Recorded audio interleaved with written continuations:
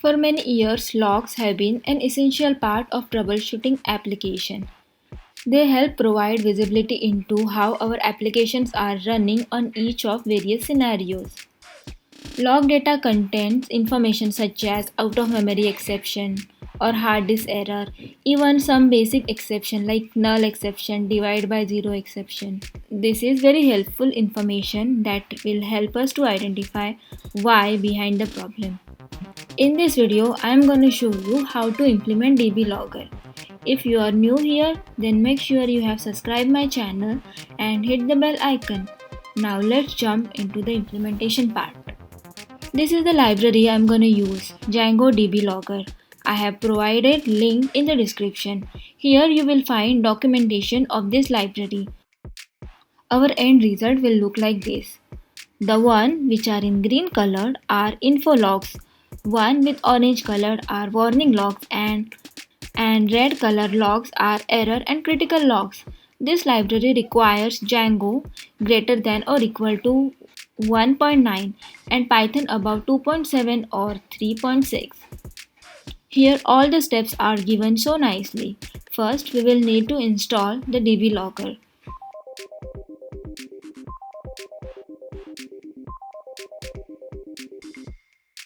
Make sure you have activated your virtual environment.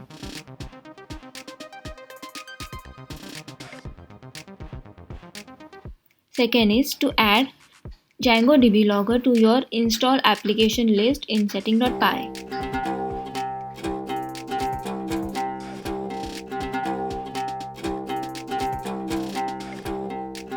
Now add this logging snippet in your settings.py. It has configuration properties for your logger.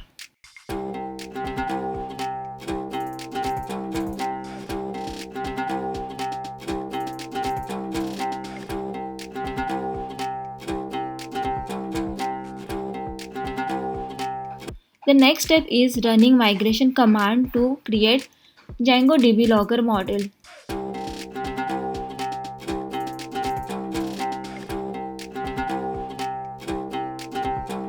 Now we are done with logger setup. Let me run the application.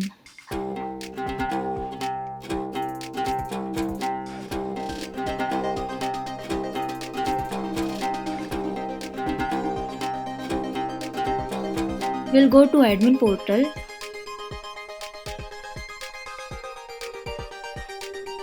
and see there is new section dblogging with the logging model inside. Currently we haven't logged anything. Let's write our first log.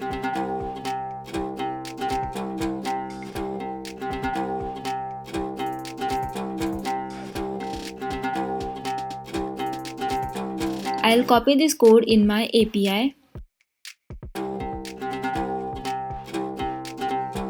Let me correct the indentation and I'll move import statement up.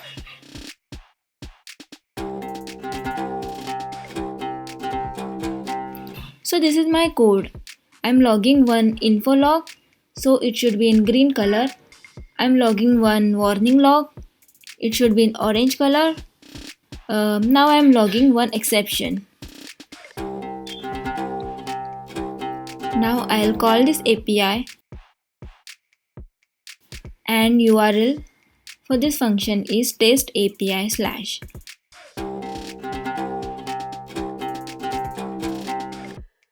Now let me check in admin portal.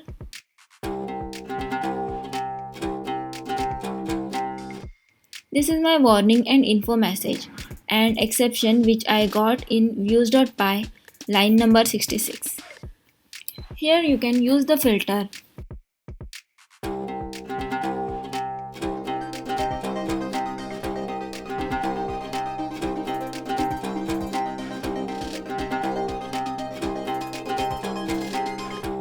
In setting.py, in logger configuration, I am changing level from debug to error. So now info and debug messages won't log, only exception will log now. Now I am clearing the log and calling again API. You can see only error messages are logged here.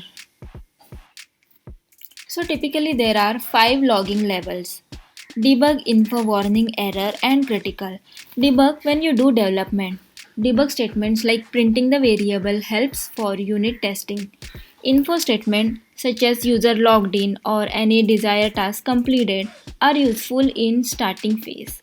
Once you are confident about application, then decrease the log level to warning or error, since logging, debug, and info will cause increase in space. One more mistake we do while logging is extreme and unstructured logging. Extreme logging end up with too much data for search. Therefore, first of all, change your logging level from debug to info or warning to get the minimum log entries. Second, make logging descriptive, contextual, and structured. That is, if any exception or error occurs, then also write in which API that error got occurred. It will be good if you catch the scenario, that is, print customer ID or API input parameters so developer can reproduce this scenario in dev environment. So I hope you found this information useful.